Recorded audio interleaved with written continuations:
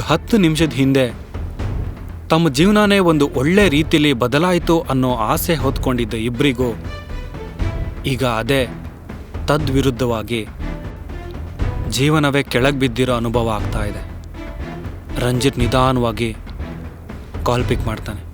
ನೀನು ಫ್ರೆಂಡ್ಗೆ ಹೇಳು, ಅವನ ನಂಬರ್ ಹುಡುಕಿರೋ ನಮ್ಗೆ ನಿನ್ನ ನಂಬರ್ ಹುಡುಕೋದು ಅಷ್ಟು ಕಷ್ಟ ಆಗಲ್ಲ ಅಂತ. ಈಗ ಆಲ್ರೆಡಿ ಲೇಟ್ ಆಗಿದೆ. ಆ ಪ್ಯಾಕೇಜ್ನ ನಾವು ಹೇಳೋ ಲೊಕೇಶನ್ಗೆ ನೀವೇ ತಲುಪಿಸ್ಬೇಕು. ಸರ್, ಅವನಿಗೆ ಗೊತ್ತಾಗದೆ ತಗೊಂಬಂದ್ಬಿಟ್ಟಿದ್ದಾನೆ ಸರ್. ಅದು ಎಲ್ಲಿ ಸಿಕ್ತೋ ಅಲ್ಲೇ ಇಟ್ಟು ಬರಕ್ಕೆ ಹೇಳ್ತೀನಿ. ದಯವಿಟ್ಟು ನಮಗೇನು ತೊಂದರೆ ಕೊಡಬೇಡಿ. ಅದೆಲ್ಲ ಆಗಲ್ಲ. ಅವನು ವಾಟ್ಸಾಪ್ಗೆ ಲೊಕೇಶನ್ ಶೇರ್ ಮಾಡಿದ್ದೀನಿ.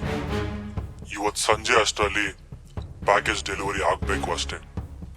ಇಲ್ಲ ಅಂದ್ರೆ ಕಳಸ ದೇವಸ್ಥಾನದ ಹತ್ರ ಇರೋ ದಿನಸಿ ಅಂಗಡಿ, ಅವನ ಅಪ್ಪ ಅಮ್ಮ ಯಾರೂ ಇರಲ್ಲ. ಬೇಗ ಬೇಗ ಕೆಲಸ ಆಗಬೇಕು. ರಂಜಿತ್ ಕಾಲ್ ಕಟ್ ಮಾಡಿ ಅದೇ ಭಯದಲ್ಲಿ ಸ್ಮರಣ್ ಕಡೆ ನೋಡ್ತಾನೆ. ಮಚ್ಚ, ಗೊತ್ತೋ ಗೊತ್ತಿಲ್ಲದೇನೋ ಇದು ಯಾವುದೋ ಸಮಸ್ಯೆಯಲ್ಲಿ ಸಿಗಾಕೊಂಡಿದ್ದೀವೋ.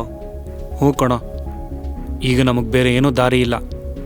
ಅವ್ರು ಹೇಳ್ದಂಗೆ ಆ ಲೊಕೇಶನ್ಗೆ ಹೋಗಿ ಪ್ಯಾಕೇಜ್ನ ಕೊಟ್ಟು ಬಂದ್ಬಿಡೋಣ. ಲವ್, ಅದನ್ನು ಕೊಟ್ಮೇಲೆ ಅವ್ರು ನಮಗೇನು ಮಾಡಲ್ಲ ಅಂತ ಏನೋ ಗ್ಯಾರಂಟಿ?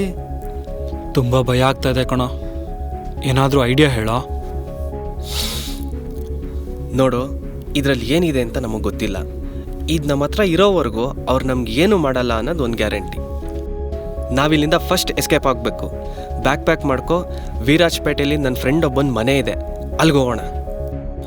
ಭಯದಲ್ಲಿದ್ದ ಸ್ಮರಣ್ಗೆ ಹೇಗಾದರೂ ಜೀವ ಉಳಿದ್ರೆ ಸಾಕಪ್ಪ ಅನಿಸಿತು.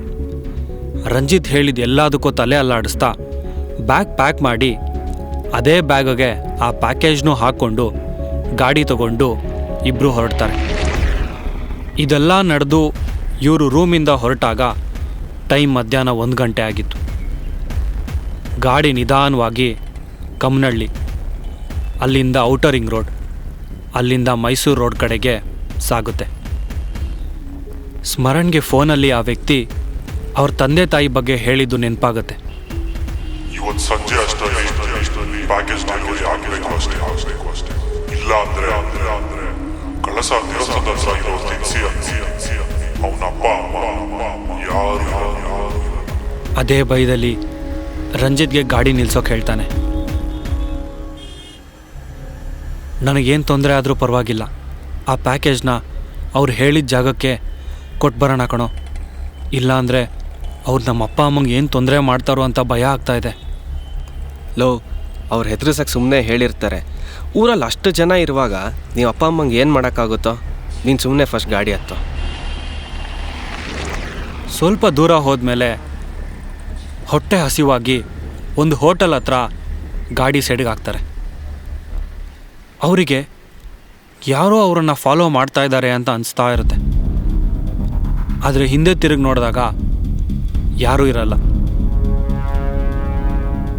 ಹಾಗೆ ಊಟ ಮಾಡ್ತಾ ಇರುವಾಗ ಯಾರೋ ಒಬ್ರು ಬಂದು ಸ್ಮರಣ್ ಹೆಗಲ ಮೇಲೆ ಕೈ ಇಡ್ತಾರೆ.